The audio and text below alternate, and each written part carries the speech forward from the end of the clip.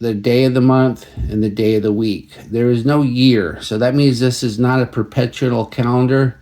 So that means it doesn't handle leap year.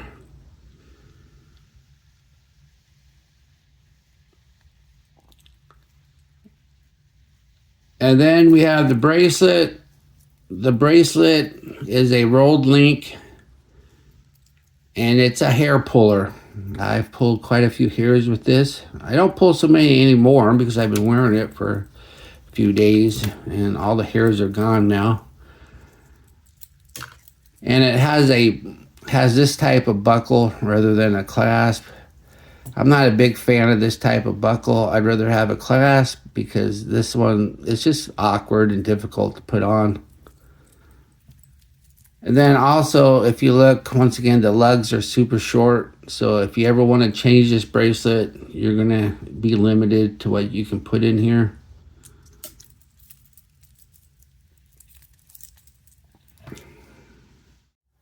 Here's the watch at my 7.5-inch wrist. It looks nice. It wears nice. It's compact.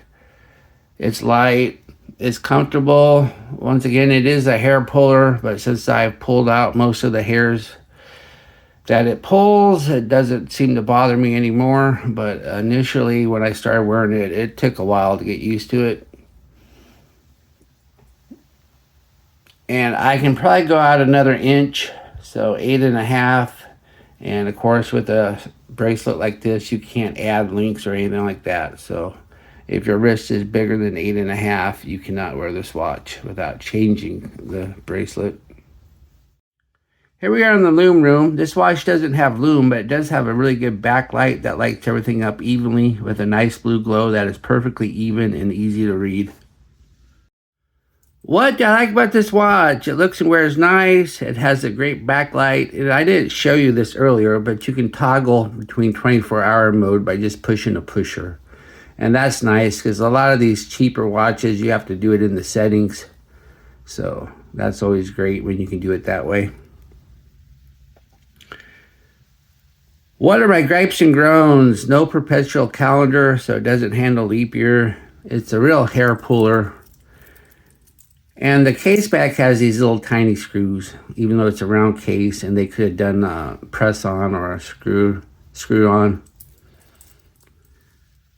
Do I recommend this watch? Sure. It's simple, looks nice, ultra affordable, and it tells the time.